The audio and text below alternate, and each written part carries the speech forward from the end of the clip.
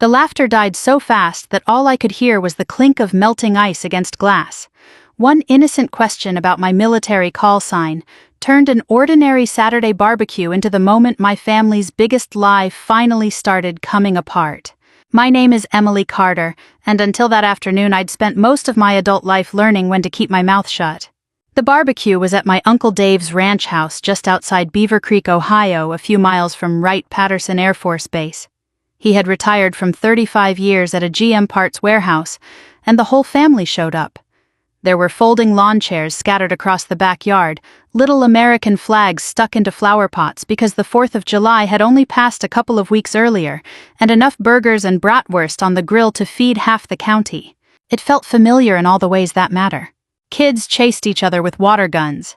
My Aunt Linda kept reminding everyone not to leave soda cans on the deck.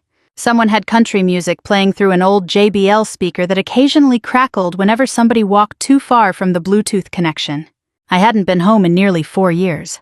Most of that time I'd been stationed at Eglin Air Force Base in Florida supporting flight testing programs that I rarely talked about. Before that, I'd spent months rotating through assignments connected with the 58th Test Squadron. It wasn't glamorous. It wasn't Top Gun. It was long hours, technical planning meetings, safety reviews, endless checklists, and the understanding that one overlooked detail could cost someone their life. But my family never asked about any of that. To them, I was simply Emily. Quiet Emily. Book-smart Emily.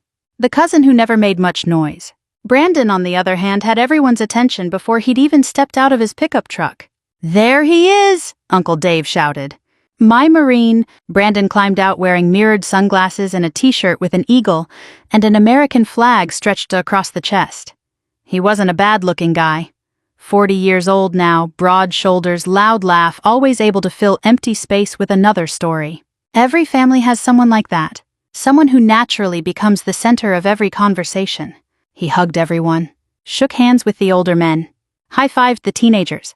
Within 5 minutes, he was already telling a story about the guys he'd supposedly served with overseas. People leaned in. They always did. I quietly picked up a paper plate and helped Aunt Linda carry bowls of potato salad to the serving table. She smiled. "Honey, you're always helping." "I've had plenty of practice." She laughed. "Still working for the Air Force?" "Yes, ma'am." "Doing computers or something?" I smiled. "Something like that." It was easier. Trying to explain classified work usually ended with awkward silence anyway. Around 5 o'clock, everyone settled into lawn chairs. The conversation drifted from gas prices to baseball.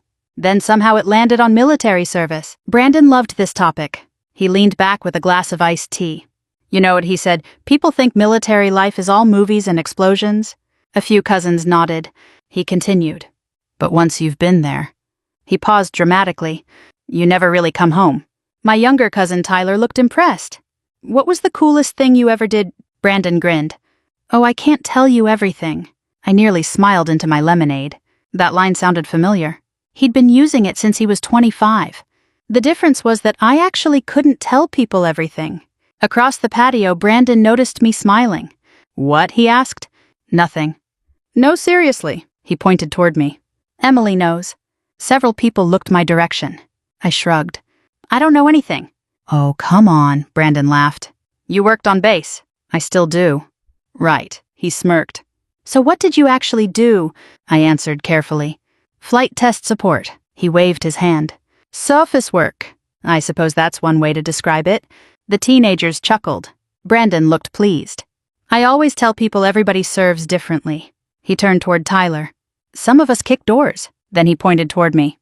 "Some people answer emails." Everyone laughed. Even I laughed a little. Because honestly, I'd heard worse. My mother caught my eye from across the yard. She knew. She always knew when something bothered me. I gave her the smallest shake of my head. "I'm fine. Leave it alone." She understood. Conversation moved on. Someone started talking about college football.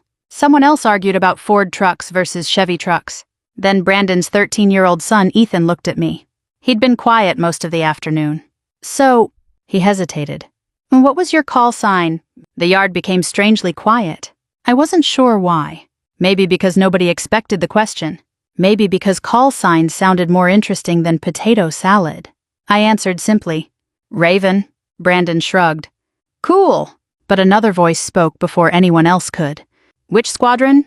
I turned.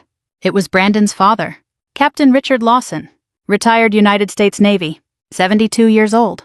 A quiet man who usually spoke only when he had something worth saying. I'd always respected him. He wasn't flashy. He didn't tell war stories. He mostly listened. "The 58th Test Squadron," I answered. For a second he didn't move. Then the glass of iced tea in his hand slipped just enough that a little spilled onto the deck. My God, his voice had changed. Not louder, just different. He stared at me as though seeing me for the first time. "I read about your squadron." Nobody said anything. Even the children had stopped playing.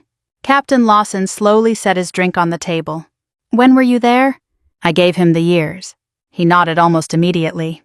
"I remember reading about some of those testing programs. I can't discuss specifics." "I know." He looked around the yard, then back at me. "You don't have to." Brandon laughed awkwardly. "Dad." But his father wasn't looking at him anymore.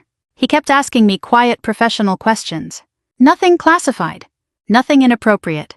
Just enough to confirm that I really knew what I was talking about. Within 3 minutes, the conversation had completely shifted. The same relatives who had barely asked about my job for years suddenly wanted to know where I'd been stationed, how long I'd served, and whether I'd ever met test pilots. It felt strange. Not satisfying. Just strange. Brandon sat unusually quiet. For the first time I could remember nobody was listening to one of his stories. Then Captain Lawson said something that made the hairs stand up on the back of my neck. He looked directly at Brandon. "You've mentioned working alongside Air Force test units before." Brandon nodded too quickly. "Yeah, once or twice." His father's expression didn't change. "Interesting." Just one word. Interesting. But something underneath it felt heavy. Years of questions. Years of doubt. Years of keeping silent. I suddenly realized this wasn't the first time Captain Lawson had wondered whether his son had stretched the truth. It was simply the first time someone else had unknowingly handed him the missing piece. As the sun dipped lower over the backyard and the laughter slowly returned, I couldn't shake one thought. Someone in this family had built their reputation on stories. And for the first time, someone who knew the difference between fact and fiction had been paying attention. I didn't sleep much that night. Not because anything dramatic had happened. Nobody had yelled. Nobody had accused anyone of lying. The barbecue ended the same way family gatherings usually did, with leftovers packed into plastic containers, hugs in the driveway, and promises to do this again before Christmas. But Captain Lawson's face stayed with me during the 40-minute drive back to my mother's house in Kettering. He hadn't looked surprised because I'd served with the 58th Test Squadron. He'd looked surprised because something Brandon had been saying for years suddenly didn't fit anymore. My mother was already making coffee when I came downstairs the next morning. "You sleep okay?" she asked. "Not really." She poured cream into 2 mugs and slid one across the kitchen table. "You've been thinking about yesterday." "I have." She sat across from me. "I've known your cousin since the day he was born," she said carefully. "He's always liked attention. That's not a crime." "No." She stirred her coffee. "But sometimes attention becomes a habit." I looked out the window. The same maple tree I used to climb when I was 10 stood in the backyard. The old wooden swing Dad built before he passed away still hung from one branch, though nobody had used it in years. Funny how some things stayed exactly the same. Others changed so slowly you didn't notice until decades had passed. Growing up, Brandon had been everyone's golden boy. He was 4 years older than me. He played varsity football. He dated the prettiest girls in high school. When he enlisted in the Marines after graduation, the family acted like we'd personally sent someone to save America. Grandpa even framed Brandon's boot camp photo and hung it above the fireplace. There wasn't a single picture of me anywhere nearby. Not that I cared much at 16. At least that's what I told myself. When I earned a scholarship to Ohio State University to study aerospace engineering, Grandpa smiled politely and said, "That's nice." When Brandon came home on leave 6 months later wearing dress blues, the entire neighborhood was invited over for cake. Different people. Different expectations. That was simply how our family worked. Years later after college, I accepted a civilian position supporting Air Force testing before eventually becoming an officer. The work wasn't glamorous. Most days began before sunrise. Coffee in a travel mug. Security checkpoint. Morning briefings. Weather reports. Flight schedules. Risk assessments. If someone imagined fighter jets roaring overhead every 5 minutes, they'd be disappointed. There were plenty of days spent staring at spreadsheets and maintenance reports. But every page mattered. Every signature mattered. Because eventually someone climbed into an aircraft trusting that every person before them had done their job correctly. I liked that responsibility. I never needed applause for it. The funny thing was, nobody in my family ever really asked. Every Christmas, someone would eventually turn toward me and ask, "Still in Florida?" I'd answer yes. That was usually the end of the conversation. 5 minutes later, Brandon would be describing another unbelievable military adventure. According to him, he'd advised special operations units, worked alongside intelligence teams, helped coordinate classified missions overseas. Every story somehow became bigger than the last. And somehow everyone believed him. Or maybe they simply wanted to. Late Monday afternoon, I stopped by Lowe's to help Mom pick up mulch for her flower beds. As we loaded bags into her SUV, someone called my name. "Emily." I turned. Captain Richard Lawson stood beside a blue Ford F-150 pushing a shopping cart with 2 bags of fertilizer. "Captain," he smiled. "Please, Richard." "Old habits." He chuckled. "I understand." After helping him load the fertilizer, he leaned against the truck. "I hope I didn't make yesterday uncomfortable." "You didn't." He looked toward the parking lot before speaking again. "I've been thinking." "So have I." "I owe you an apology." "For what?" "For assuming your work wasn't, well," he searched for the word, "substantial." I laughed. "You sound like you're writing an evaluation report." "Occupational hazard." "I wasn't offended." He nodded. "Still," he hesitated, "I should have asked years ago what you actually did." I shrugged. "Most people don't." There was an awkward silence. Then he quietly asked, "Can I ask you something?" "If I can answer." When Brandon mentioned working with Air Force testing groups, he stopped. Did anything he said sound familiar? I chose my words carefully. "Not really." Richard sighed. "I was afraid you'd say that." He rubbed the back of his neck. "You know, when you've served long enough, you develop instincts." "I imagine so. Details matter." "They do." "Dates." "Yes." "Unit names?" "Absolutely." He looked down. "For years I convinced myself maybe I was being overly skeptical." I didn't respond. Because I understood. Nobody wants to believe their own son has been exaggerating his military service. Finally, he said something that surprised me. I never confronted him. "Why not?" "Because I wanted to be wrong." That sentence stayed with me. Parents aren't perfect. Sometimes love makes honesty harder instead of easier. Before we left, Richard shook my hand. "I'm proud of your service." "Thank you." I should have said that a long time ago. Driving home, I realized those words meant more than I expected. Not because I needed validation, but because they came from someone who understood what quiet service actually looked like. That Friday evening, our family gathered again. Nothing formal. Just pizza at my Aunt Linda's house because several cousins were in town. Everything seemed normal until Brandon walked into the living room carrying 3 boxes from Marian's piazza. He immediately launched into another story. When I was working with special operations, I excused myself to grab another soda from the kitchen. As I rounded the corner, I heard Brandon talking to my younger cousins in the dining room. "Emily?" He laughed. "She's smart." Someone asked, "Didn't she work with fighter jets?" "Not really." He waved dismissively. "Office support." Another cousin looked confused. But Grandpa Richard seemed impressed. Brandon snorted. "Dad reads too many military magazines." The teenagers laughed. Then Brandon added something that made me stop walking. "Look, women have important jobs in the military." He shrugged. "But they're usually not doing the dangerous stuff." One of the boys asked, "So she never flew?" "I doubt she ever left an air-conditioned office." More laughter. I stood there for another few seconds, not angry, just tired. 20 years. 20 years of letting comments slide because keeping peace seemed easier. I quietly walked back into the living room before anyone noticed I had overheard. Mom looked at me. "You okay?" I smiled. "I'm fine." But I wasn't. Not because Brandon had insulted me. Because he was teaching another generation that pretending mattered more than truth. As everyone cleaned up after dinner, Aunt Linda mentioned the town's upcoming Veterans Day ceremony. "Oh, Brandon's giving the keynote speech this year," she said proudly. The room erupted in congratulations. Brandon grinned. "It'll just be a few remarks." Richard looked down at his paper plate. He didn't smile. Neither did I. Because for the first time I found myself wondering something I had never seriously considered before. What happens when a man who has spent years decorating the truth is finally asked to stand in front of an entire town and tell one more story? I wasn't looking for revenge. Not yet. But for the first time in my life, I stopped believing silence was the right thing to do. The Monday after that pizza night, I drove to the Air Force Museum at Wright-Patterson before work. Not because I had business there, because I needed somewhere quiet to think. The museum had always done that for me. You could walk past aircraft that changed history without hearing anyone brag about themselves. Every display reminded you that military service was almost never about one person. Engineers, mechanics, pilots, controllers, medics, cooks, everyone played a part. That was the military I knew, not the version people performed at backyard cookouts. I bought a coffee from the small cafe inside, found a bench overlooking the restoration hangar and stared at my cup for almost 20 minutes. Part of me wanted to forget the whole thing. Brandon wasn't my responsibility. He wasn't hurting me financially. He wasn't threatening my career. If he wanted to spend the rest of his life telling stories that got a little bigger every year, maybe that was between him and his conscience. Then I remembered Ethan, 13 years old, watching his father like every word was gospel.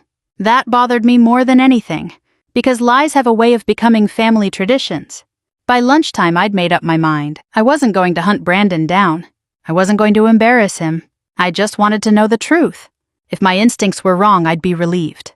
If they weren't, well, I'd decide what to do after that. That evening after work, I sat at the dining room table with my laptop. Most military service records aren't open to the public, but a surprising amount of information is. Promotion announcements, unit newsletters, public award citations, veterans organization biographies, local newspaper articles, nothing classified, nothing invasive, just information that anyone could verify. I started with something simple. Brandon often said he'd spent nearly 2 years deployed overseas. His social media photos told a different story. There were pictures of him coaching Little League during one of those supposed deployments. Another showed him at a county fair in Ohio. The date was clearly visible on the banner behind him. Maybe the timestamps were wrong. Maybe someone posted them later. So I kept looking. His timeline didn't make sense. Neither did several schools he claimed to have attended. He often mentioned advanced training programs. Some of them existed, some didn't. One course had been discontinued years before he said he attended it. Another wasn't even offered to his occupational specialty. I leaned back in my chair. This wasn't looking good. Still, I kept telling myself there had to be explanations. People forget dates. People confuse assignments. Memory isn't perfect. Mine certainly wasn't. The next afternoon, my phone rang while I was leaving work. The caller ID read, Richard Lawson. Hello. Emily, do you have a few minutes? I do. I'm at Dorothy Lane Market. Any chance you could meet me? 20 minutes later, we were sitting outside with paper cups of coffee.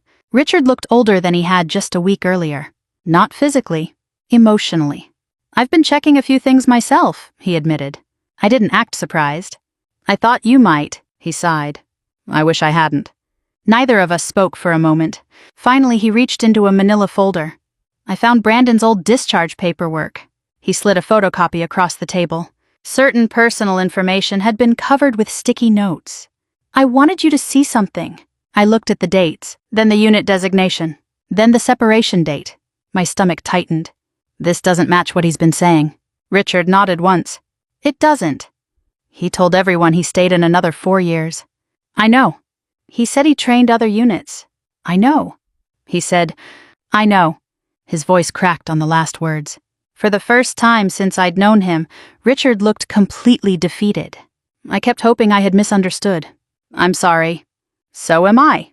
He stared out toward the parking lot. When Brandon came home after leaving the Marines, he seemed lost. I remember. He couldn't keep a steady job. I remember that too. He was embarrassed. Richard folded his hands together. Then the story started. A little at first. He nodded. Small exaggerations. I understood exactly what he meant. Someone compliments your service. You let them assume something that isn't quite true. Then correcting them becomes harder. Years pass. The story grows. Eventually, you're trapped inside something you created. Richard looked at me. I should have stopped it years ago. You were his father. Exactly. He gave a tired smile. I wanted to protect him. I understand. But protecting him became enabling him. Neither of us enjoyed saying that out loud. Over the next week, I continued checking public information. Not obsessively. Just carefully. The pattern became impossible to ignore. Awards he'd mentioned couldn't be found. Assignments overlapped in impossible ways. One speech he'd given at the local VFW included a rescue mission that closely resembled an article I'd found about another Marine from an entirely different unit. The similarities were too specific to ignore. By Friday afternoon, I closed my laptop. I didn't feel victorious. I felt sick. Because this wasn't just exaggeration anymore. This was an entire identity. Saturday morning, I stopped by Mom's house to help clean the gutters. As we worked, she climbed halfway down the ladder and asked quietly, "Have you been looking into Brandon?" I paused. "A little." She sighed. "I was afraid of that." "You knew." "I knew something wasn't right." She brushed leaves into a bucket. "But families are complicated." "They are." She looked at me carefully. "Promise me something." "What?" "Don't become the person who's obsessed with proving someone wrong." I smiled. "I won't." "I mean it." "I know. I raised you better than that." She wasn't accusing me. She was reminding me who I was. That mattered. Monday morning brought an unexpected surprise. As I walked into my office, my supervisor waved me toward his door. "Emily." "Morning. You've got a phone call." "For me." "Personal." The caller introduced herself. "My name is Karen Mills. I write for the Dayton Daily News." I frowned. "Okay. I'm working on a Veterans Day feature highlighting local service members." "Congratulations."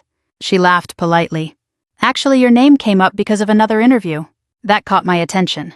"What kind of interview?" She hesitated. "I've received some anonymous information suggesting one of this year's Veterans Day speakers may have misrepresented portions of his military record." I didn't say anything. "I understand you're related." "I am." "I'm not asking you to comment." "Good. But I wanted to know if you'd be willing to verify your own service record for a separate profile." I leaned back in my chair. "My service record isn't the story." "Perhaps not." "But your background may help readers understand military careers that don't always make headlines." I thanked her and ended the call. For several minutes I simply stared at my desk. Anonymous information. It hadn't come from me. It hadn't come from Richard either. I knew him well enough now to believe that. Someone else had noticed. Someone else had started asking questions. The issue had grown beyond family gossip. Whether Brandon realized it or not, the thread he'd been pulling for years was finally starting to unravel. And once enough people begin tugging at the same loose thread, sometimes the whole sweater comes apart. By the time Veterans Day arrived, I had almost talked myself out of going. Every instinct I had told me to stay home. Drive over to Mom's house. Watch the ceremony on the local news if I really wanted to.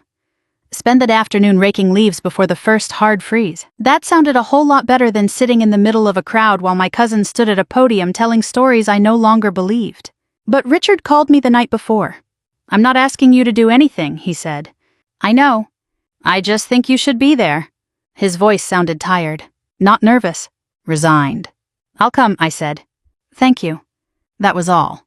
The ceremony began at 11 o'clock sharp in the town square in Beaver Creek. The weather couldn't have been more Midwestern if it tried. Gray skies. 43 degrees, a steady breeze that carried the smell of coffee from a nearby cafe. The high school marching band was warming up beside City Hall. Volunteers from the American Legion handed out small American flags to children. Folding chairs stretched across the lawn, nearly all of them filled with veterans wearing old service caps embroidered with names of ship squadrons and units. Vietnam, Desert Storm, Iraq, Afghanistan. Every generation seemed to be there. I parked beside the courthouse and walked the last block. Mom spotted me almost immediately. "You made it." I almost didn't. "I'm glad you did." Richard was already seated in the front row. He looked smaller than I remembered. Not physically, emotionally. He caught my eye and gave a slight nod. Nothing more. I took a seat 3 rows behind him. No special attention. Exactly the way I preferred it. The ceremony began with the national anthem. Then a prayer. Then the mayor welcomed everyone and thanked local veterans for their service. Everything felt normal. Comforting.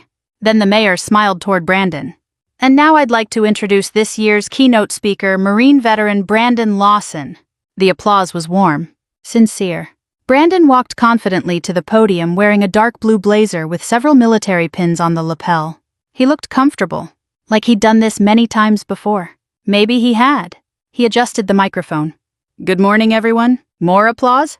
I've been thinking this week about what service really means. It started well. Too well. He spoke about sacrifice, duty, community. Everything sounded genuine. If I hadn't known better, I probably would have believed every word. Then he shifted into a personal story. There was one night overseas. My stomach tightened. Our convoy came under heavy fire. I looked toward Richard. His shoulders slowly dropped. Brandon continued. We were pinned down for almost 2 hours. People listened quietly. Some nodded. A little boy sitting near the front stared at him with wide eyes. Then Brandon described rescuing another Marine under enemy fire. The audience erupted into applause. I closed my eyes for a moment, because I had already read that story. Not in Brandon's record. In an article about another Marine from another unit years earlier. Different names. Same details, same sequence, even some of the same phrases. When I opened my eyes again, Richard was standing. At first I thought he was simply stretching. Then I realized he wasn't. He walked slowly toward the stage. The applause faded. Brandon looked surprised. Dad, Richard stopped beside the podium. His voice wasn't loud. It didn't need to be. Son, the entire square became silent. That mission never happened. You could almost hear people breathing. Brandon forced a laugh. What are you doing? Richard didn't answer immediately. He looked out across the audience. Then back at his son. I should have spoken years ago. Brandon leaned closer to the microphone. Dad, sit down. No. His voice stayed calm. You deserve the truth. The mayor stepped forward uncertainly. Captain Lawson. Richard gently raised one hand. I'll be brief. No anger. No shouting. Just quiet disappointment. My son served honorably. He looked directly at Brandon. That was always enough. A long pause. But somewhere along the way, another pause. He began telling stories that weren't his. Nobody moved. Nobody interrupted. Richard continued. I kept hoping he'd stop. He swallowed. I kept telling myself it wasn't my place. His eyes became glassy. I was wrong. Brandon's face had turned bright red. This is ridiculous. He laughed nervously. My father's confused. From somewhere behind me, an older veteran spoke up. What unit was that convoy with? His tone wasn't hostile. Just curious, Brandon answered too quickly. 3rd Battalion. Another veteran frowned. Which regiment? A pause. Brandon hesitated. Another voice. Who was your commanding officer then? Someone else. What year? Another. Where exactly? Simple questions, nothing complicated. Questions every veteran could answer about their own service. Brandon tried. He really did. But every answer created another problem. Dates didn't fit. Locations changed. Names became vague. The confidence that had filled the stage only minutes earlier slowly disappeared. I stayed exactly where I was, hands folded in my lap. I hadn't spoken a single word. The mayor looked toward me. Major Carter. Every head turned. I wished he hadn't done that. I walked forward slowly. Not because I wanted attention. Because refusing would have looked worse. He quietly asked. Would you be willing to clarify something? I nodded. If I can. One of the veterans spoke first. Is it common for people working around test squadrons to know each other's assignments? Sometimes. What about combat operations? Those are very different communities. Another question. If someone claimed to have worked closely with a unit, I answered carefully. Military records are generally very detailed. Nothing more, nothing less. I refused to accuse Brandon of anything. I simply answered factual questions. Richard looked relieved. Not happy. Just relieved. Because the truth no longer depended on emotion. It depended on facts. Brandon suddenly stepped away from the microphone. This is unbelievable. He looked around the crowd. So everyone just believes her? No, Richard answered softly. They're believing evidence. Brandon stared at his father for several seconds. Then he pulled off the microphone, handed it to the mayor, and walked off the stage. No dramatic speech. No angry shouting. He simply kept walking across the square through the parking lot and out of sight. Richard watched him go. Then without another word he followed. The ceremony eventually resumed. The mayor thanked everyone for their patience. The band played America the Beautiful. Children waved little flags again. Life slowly returned to normal. People came over to shake my hand. Some thanked me. Others simply nodded. A few apologized for assumptions they'd made over the years. I accepted every kind word. But I didn't feel victorious.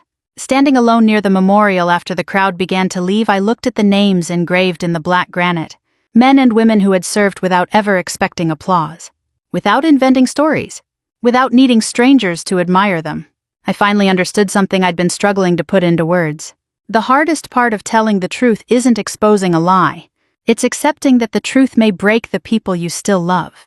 And that hurt far more than I ever expected. People think the hard part ends when the truth comes out.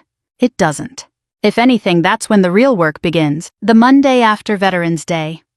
I was back at Wright-Patterson Air Force Base before sunrise.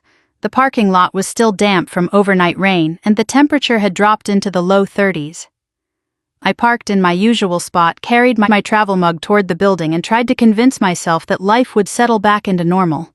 Instead, my phone buzzed before I even reached the security checkpoint. "Mom?" "Morning," I answered. She didn't bother with small talk. "Have you looked at Facebook?" "I haven't." "Don't." That wasn't encouraging. "I'll survive." "No," she said quietly. "Not yet." During my lunch break, curiosity got the better of me. I opened Facebook. I wished I hadn't. Someone had posted a shaky cell phone video from the Veterans Day ceremony. It had already been shared hundreds of times around Greene County. The comments were exactly what you'd expect. Some praised Richard for doing the right thing. Others defended Brandon. A few blamed me. She planned this. Typical career officer looking down on enlisted people. Families should keep family business private. One comment actually read, "She couldn't stand that Brandon got more attention." I laughed. Not because it was funny. Because it was absurd. If those people had known me at all, they'd know attention was the last thing I wanted. I closed the app and went back to work. Aircraft didn't care about internet arguments. Neither did maintenance schedules. That was one thing I loved about my job. Steel, fuel, procedures. Those things stayed honest. People didn't always. By Friday evening, the story had reached nearly everyone in the family. Some relatives called, others didn't. My Aunt Linda invited Mom and me over for dinner. When we arrived, the atmosphere felt completely different from the cookout a few months earlier. The television was off. Nobody joked. Even the grandkids seemed quieter. Halfway through dinner, Uncle Dave cleared his throat. "I suppose we should talk about it." Nobody argued. My cousin Melissa spoke first. "I still don't understand why it had to happen publicly," Richard answered before I could. "Because Brandon chose to make it public." Silence. Melissa looked uncomfortable. He didn't deserve to be humiliated. Richard slowly folded his napkin. "No, he made mistakes." "Yes, but he's still family." Richard nodded. "He always will be." His voice softened. "But honoring family doesn't mean protecting dishonesty." Nobody had a response for that. Later that night, I helped Richard carry leftovers to his truck. The November wind had picked up. Dry leaves scraped across the driveway. He leaned against the tailgate for a moment. "I owe you another apology." "You don't owe me anything." "I do." He looked toward the street. "When Brandon was little, he'd come home with stories." I smiled faintly. "What kind?" "He'd catch the biggest fish." I laughed. "Of course." "He'd score the winning touchdown." "Naturally." Richard chuckled. His stories were harmless. "What changed?" I stopped correcting them. He rubbed his hands together against the cold. Eventually, he couldn't tell the difference between making himself interesting and making himself important. I understood exactly what he meant. Some habits grow quietly. You barely notice them until they're part of someone's identity. I keep wondering, Richard said whether I failed him. I thought about that for a long moment. I think every parent wonders that sooner or later. He smiled sadly. That's probably true. A few days later, Brandon finally called. I almost didn't answer. But I did. Neither of us spoke for several seconds. Finally, he broke the silence. "You happy?" "No." He sounded surprised. "You should be." "I'm not. You ruined my life." I leaned back in my office chair and looked out the window. The first snowflakes of the season drifted across the parking lot. "I didn't ruin your life, Brandon. You embarrassed me. I never interrupted your speech. You didn't have to." His breathing grew heavier. "You could have defended me." "How?" He didn't answer. "You wanted me to lie." Another long silence. Then, quietly, almost like a different person, he said, "I just wanted somebody on my side." That sentence caught me off guard.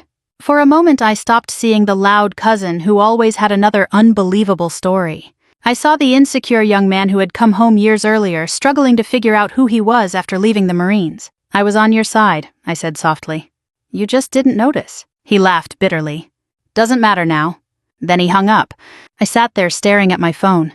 Part of me wanted to call him back. Another part knew he wasn't ready to hear anything else. A week later, I received an envelope in the mail with no return address. Mom frowned when she handed it to me. "What is it?" "No idea." Inside was a single sheet of notebook paper. The message had been typed. "Traitors come in many uniforms." Nothing else. No signature. No explanation. Mom looked worried. "You should report that." "I will." The base security office took it seriously. They documented everything. One officer smiled apologetically. "Unfortunately, people get emotional when military service becomes part of public conversations." I figured. "You okay?" "I've had worse days." That was true. Still, seeing anonymous hatred in black and white felt different. For the first time, I wondered whether staying quiet really would have been easier. The answer came unexpectedly. 2 weeks before Christmas, Richard asked if I'd meet him for breakfast at Bob Evans'. He was already there when I arrived. 2 coffees. 1 plate of scrambled eggs. 1 plate of biscuits and gravy. Very Ohio. He looked healthier than he had in weeks. "How's Brandon?" I asked. "He moved out." I blinked. "Really?" "Needed some space." Richard stirred his coffee. "He's seeing a counselor." That surprised me. "I think that's good." "So do I." He smiled for the first time in a while. "You know what he said yesterday?" "What?" "He admitted he doesn't even remember when the stories stopped being true." That hit me harder than I expected. Because I believed him. Lies told once are choices. Lies repeated for years can become memories. Richard reached across the table. "I wanted to thank you." "For what?" "For refusing to humiliate him." "I wasn't trying to." "I know. You simply refused to lie." He paused. "And sometimes that's the bravest thing a person can do." Driving home after breakfast, I realized something important.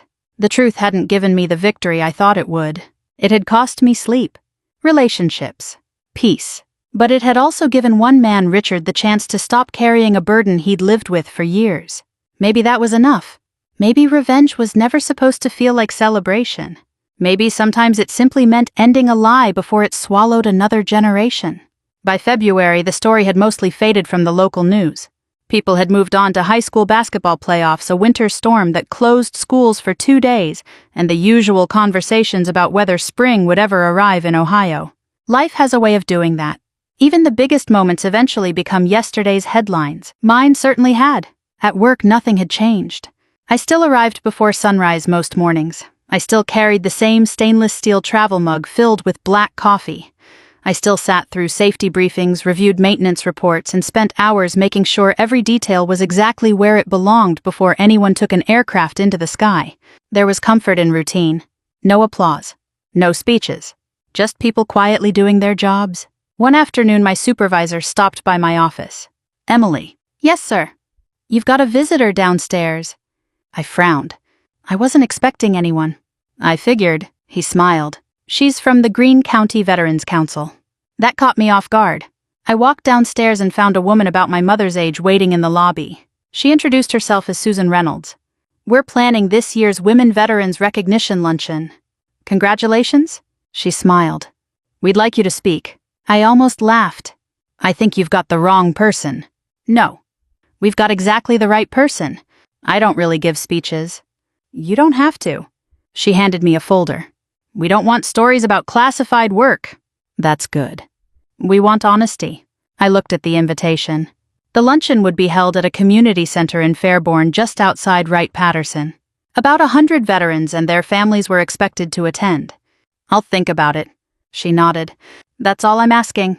I almost declined. Standing in front of people had never bothered me professionally. Standing in front of people talking about myself, that was something else entirely. Mom talked me into it. "You've spent your whole life letting louder people tell the story." She smiled over her coffee. "Maybe it's your turn." "I'm not Brandon." "No." She reached across the table. "That's exactly the point." The luncheon took place on a bright Saturday in April. The room smelled like fresh coffee and baked chicken. Round tables filled the hall. Veterans from every branch sat together, swapping stories that sounded wonderfully ordinary. Nobody was trying to impress anyone. One Navy veteran complained about his knees. A retired Army nurse laughed about learning computers after retirement. 2 Air Force mechanics debated which pickup truck lasted longer. Real conversations, real people. When Susan introduced me, the applause felt warm but brief. Exactly how I liked it. I stepped to the podium.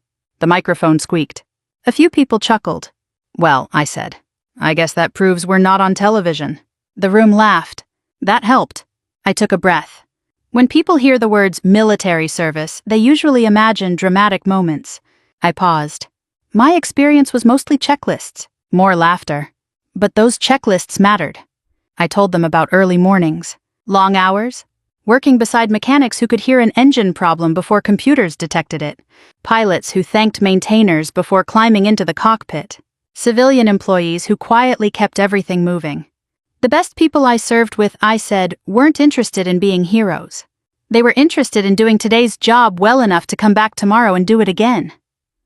Heads nodded around the room. No dramatic pauses. No exaggerated stories. Just the truth. When I finished, the applause lasted longer than I expected. Not because I'd entertained anyone. Because they'd recognized something familiar. Afterward, people lined up to shake my hand. One Vietnam veteran smiled. You reminded me of my wife. How so? She served 22 years. He grinned. She always said the loudest person in the room usually did the least work. I laughed. I've noticed that once or twice. As the crowd began leaving, Susan walked over. There's someone who'd like to speak with you. I turned. Brandon stood near the entrance. He looked different. Not physically. Quieter. He had lost some weight. His beard was neatly trimmed. His shoulders no longer carried that constant confidence I'd mistaken for strength all those years.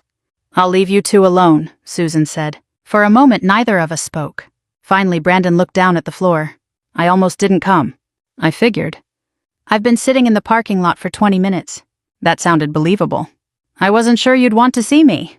I wasn't sure either. He nodded. I deserve that. We walked outside together. The afternoon sun felt warmer than it had any right to in early April. Families loaded leftovers into their cars. Children chased each other across the parking lot. Life kept moving. Brandon leaned against a light pole. I've been in counseling. I'm glad. It turns out, he laughed softly. I spent so many years trying to become the man everyone admired, he looked at me, that I stopped appreciating the Marine I actually was. I didn't interrupt. My counselor asked me something. What? Who were you trying to impress?